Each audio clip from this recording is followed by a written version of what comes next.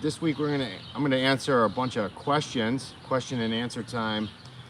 I got 20 questions that people have sent in over the last couple of months that I haven't had a chance to get to, so I thought I'd do a live stream and get to those questions. I'm gonna take an earbud out real quick so I can hear myself think. And we're gonna start.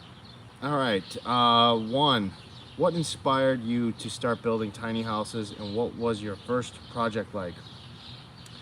So the first project that I ever built was for Tiny House Nation, and it was pretty crazy because we built it in the back alley of our old wood shop where I used to be just a regular general contractor, home builder type person, and started building tiny houses because Tiny House Nation hit me up and asked me to build one. I actually thought it was a prank call at first because I'd only ever seen the show a couple of times, and I thought, who the hell is calling me to do this? But yeah, that was the first one. It was for Tiny House Nation, and it was built in the back alley of my shop. All right, question number 2. Can you share a memorable story or challenge you faced while building a tiny house? So one of the funny things that seems to happen more often than not is when we build the tiny houses, the height and getting them out of the garage door sometimes is the biggest challenge. So deflating tires, taking the axles off, stuff like that. It's a big pain in the ass sometimes, but that's usually the challenge right at the end of the day, right when the delivery driver is there to pick up the house, that sort of thing. That's usually when the challenges, or the last memorable challenge of the house, occurs. But there's plenty of other things that come about throughout the process. All right, number 3, what unique design features or innovations have you incorporated into tiny houses? There's been a lot of different innovations and creative ways of doing things that, but one of the coolest things I've ever done is we took a pre-packaged solar kit, and we had the inverter and all the batteries and the power inputs, the solar, all that stuff, right? And we had to fit it into a kitchen cabinet. So I actually took the whole thing apart. It was on a nice rack and everything like that, but it was too deep. So we ended up breaking the whole thing down, taking it off the rack, and then putting it flat. And there's actually a video about it. It's the house that's kind of silver and slanted, and it's got some red on it. I did a tiny house tour of it. It's in my videos, but that was one of the coolest challenges I've ever done. All right, 4, how do you balance functionality and aesthetics in such a limited space? One of the ways you do that is with cabinetry, for sure. But the smartest way to go about that process is definitely consultation with the customer. We want to sit down, we want to get through all the questions, concerns, really get an idea of what they're going to use the space for and how they're going to use it. So a lot of times, that first phone call after somebody inquiries about me building something, instead of, a lot of builders, they want to know what the budget is and all that kind of stuff. And, it's a little late in the game for budgets and those types of questions, I feel like, because tiny houses have been around for so long now that people know what they're getting themselves into. So my first question is always, what are you doing? What are you doing with this thing? Are you traveling?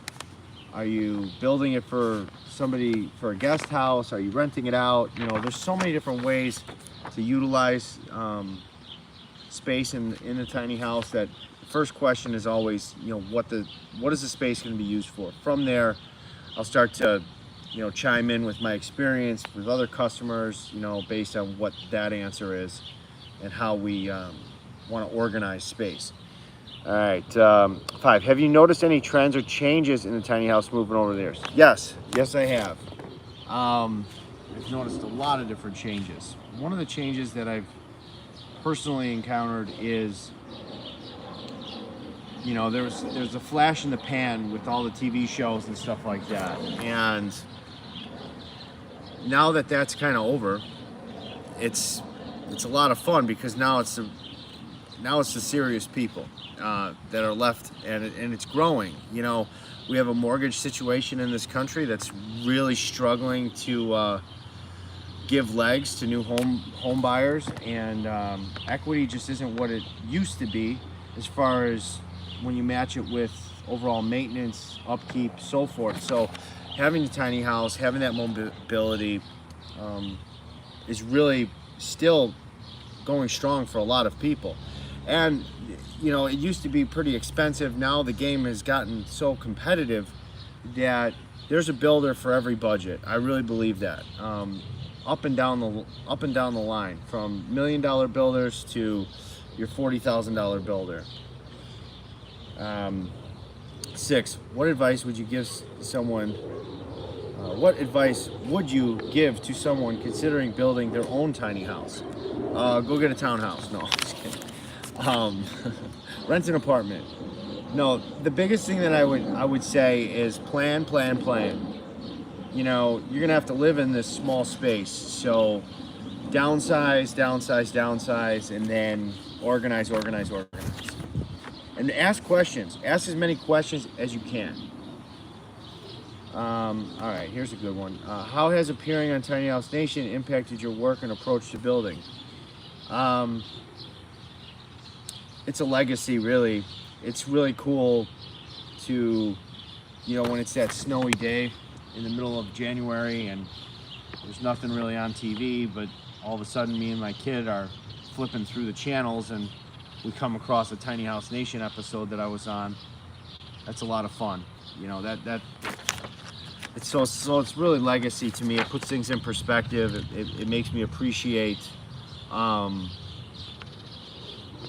career, really, and it kind of snapshots it in time. And you know, so I definitely think that it reminds me of how important legacy is, you know, in doing quality work. So number 8, what are some most creative solutions you've come up with for storage and space optimizations in a tiny house? I love using the stairs, you know, utilizing that space underneath the stairs whenever there's a loft. Toe kick storage inside underneath the kitchen cabinets, pocket doors. Really just the cabinetry stuff is a lot of fun. Okay. 9. Can you share a success story where a tiny house project made a significant impact on someone's life? Yeah, and there's a video about this too. So there was a local restaurant down the street from my shop, and this was during COVID, and they were really struggling because everything was shut down, you know, and they had just opened like right before COVID. And we were building a lot of these backyard offices, our in sheds, and I still do those. I love building the in sheds. I think backyard offices, recording studios, all that stuff is so cool. But we took one of our floor models, and there's a video about this. We didn't have really means of transporting it last minute, so we moved it over there with the forklift, and we just drove it down the street, which was pretty ridiculous. There's a video. I'm gonna have to I'll put all of these videos in the links and stuff, but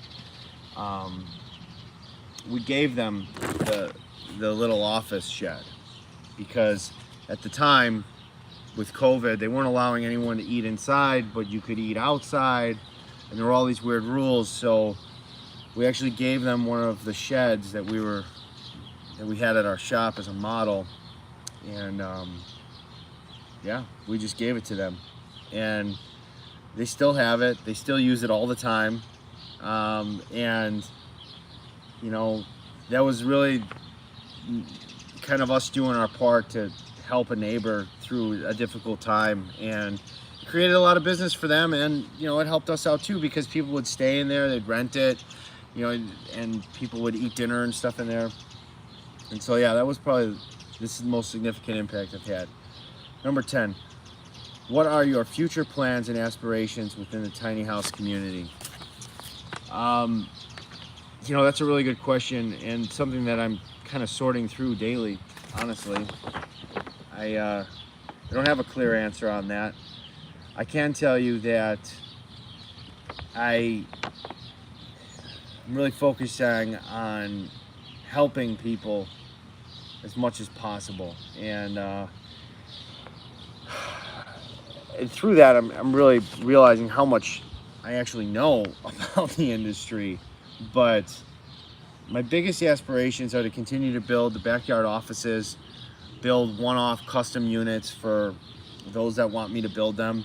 But I really don't have any big audacious plans of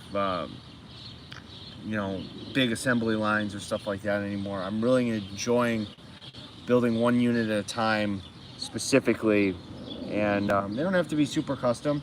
I just like the one-on-one dynamic of working with one customer at a time and just me and a couple other people, as opposed to building 10 tiny houses at a time, 25 people, and a big circus, So that's really what my future plans are, to continue to build one-off tiny houses for those that are in need of them or want me to build something for them. And with that, I'll just say this. If you are looking to get your tiny house built or would like me to just give an opinion on it, you can email me or leave a message in the chat with your email or whatever, and we can connect. Because I do have an opening coming up in August where I'm looking for a build, actually, to fill that spot. And I don't just do tiny houses. I like doing vans and teardrop trailers, backyard offices. We talked about those, recording studios. What else? Small cottages, fun stuff like that. So I do have an opening in August that I'm looking to fill, because my next project won't start until I think November. So either I'm going on a long vacation, or if you are looking to get something built or want an opinion on it or whatever, I do have that opening at the end of August. So 11, what's the most unconventional material you've used in a tiny house, and how did it turn out? Pallet material is probably the most unconventional garbage on the face of the planet, and I'll never use it again. I will buy garbage material that looks like pallet material that is way better than pallet material, but taking it apart, repurposing it, knocking out the nails, it's just so much freaking work. It's not worth it, in my opinion. 12, how do you approach sustainability and eco-friendliness in your tiny house designs? I think that eco-friendliness is by default. I mean, the tiny house electric bill at $30 a month, I mean, you don't get much more eco-friendly than that. And as far as the approach of sustainability, you're using as much recycled material as possible. But the impact footprint is so small that it kind of is by default. 13, what has been the smallest space you've worked with, and how did it make it functional and livable? I'd say the smallest space I worked with was 100 square feet, and it was a 4-person bunkhouse, and there was a small bathroom but no kitchen. That was the smallest, tightest spot. 14, have you ever had to compromise on a client's vision due to practical limitations, and how did you handle it? I'd say the biggest compromise always comes down to height, and a compromise between headroom, above a loft, under a loft. And the easiest way to handle that is you get the customer to take a tape measure. This is when it's virtual. If they're in my office, then I will draw a line on the wall or whatever, put a tape measure up against the wall, and want them to visually feel what 80 inches feels like, or what 84 inches feels like, because those 4 inches can make a difference in headroom above. And so you just want to, try to, as a tiny house builder, you want to paint as visual a picture as possible, and be patient. There are a lot of tiny house builders out there. They're not very patient with the customer. You've been doing this a long time. That's great, but a lot of people. I've there's probably been 4 or 5 tiny houses in my career that I built for people who never had been in one until they got in the one that I built for them. that's crazy to me. But 15. What are some of the most common misconceptions people have about living in a tiny house? I would say the biggest misconception that people have about living in a tiny house is that it's going to be sunshine and rainbows all the time. I do feel that in the beginning, when it was hyped up on the TV shows, a lot of people did not think for themselves. They allowed the TV shows to kind of think for them, and it ended in some devastating buyer's remorse, I think, for a lot of people, because they really didn't think through that process of how is it going to be to live in this tiny house? What am I really looking at here? So I really stress to paint that visual picture as much as possible. Go stay in some Airbnbs. Really feel it out before you decide that you're going to go live in this thing full time. Because a lot of times, whatever you got in your head, it's not always what it is. 16. How do you stay up to date on new building techniques and materials in the tiny house industry? Network. I've built an extensive network of people that trust me and I trust them, other people in the industry. I feel I have a good relationship with a lot of tiny house builders. It was very important for me. Hold on one second. I think this is a little foggy. Hold on. Yeah, that's a little better. I think that a lot of people in any industry, and this goes for anything, this goes for whatever building trade we're in or whatever, we have this ingrained idea that we are so competitive, that we're, we can't talk to the competition and all this kind of crap. If you think that way, you're really going to struggle in business, because it's that collaboration and that ability to help other people succeed that's really going to push the envelope when it comes to new building techniques and learning new things and being able to teach other things to other builders and so forth. There's so much work out there that the scarcity mindset that you've got to guard everything or somebody's going to steal your ideas, it's really a horrible way to live. So that's how I do it, is through collaboration. 18. Can you describe a project where the location of the tiny house significantly influenced its design? Oh yeah, all the time. Usually it's can't fit in an area, gotta build to certain specifications, so forth. A lot of times, especially with the backyard offices and recording studios that I build, the first thing that I have people do, or the first thing I ask them right after I ask them what they're going to use the space for, I ask them, did you measure your backyard? How are we getting it in there? Is it coming in through with a crane? Is it going to go through the side of the alley, or how are we accessing the final destination? So that's a big part of this. 19, and this is crazy. We're going to do 20 questions in 20 minutes. I think we're going to land the plane, and then hopefully we can open it up to some more questions. If anyone else has them, drop them in the comments now, and we'll get to them. But 19, how do you address challenges of building tiny houses in areas with strict zoning laws or building codes? That's a good question. I think that talking to any zoning board comes with challenges, whether you're building a birdhouse or you're building a tiny house in the backyard or whatever. And I think that you have to have empathy for those kind of conversations. And when it comes to the zoning board, you really got to have empathy for they're making decisions on behalf of an entire community. So you got to leave your emotions at the door, and you really got to embrace their emotions and understand that there's probably a lot of fear and concern, because it's always a challenge to do things different than they've always been done. So when talking to building departments and zoning officials and all that sort of stuff, you really got to make them feel confident.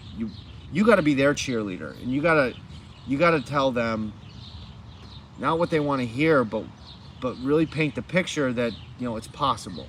They got to feel confident that it's possible, and usually things move smoother that way. And 20, What's the most rewarding feedback you've received from a client living in one of your tiny houses? I'd say the most rewarding feedback is people that are able to. We have one client that they were gonna, if they couldn't come up with an extra way to make money, the property taxes and utilities was just gonna kill them in the normal house that they lived in.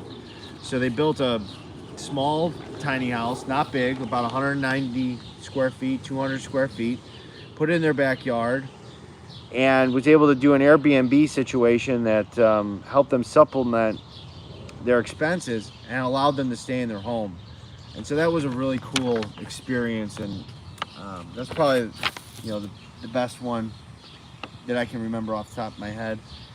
I don't see any questions. I don't know if anybody is leaving questions. I got a chat filter on. What are all the messages? Any message? No messages. Wah, wah. So I just went through 20 questions in about 20 minutes, and I wanted to open it up to anyone else have any other questions.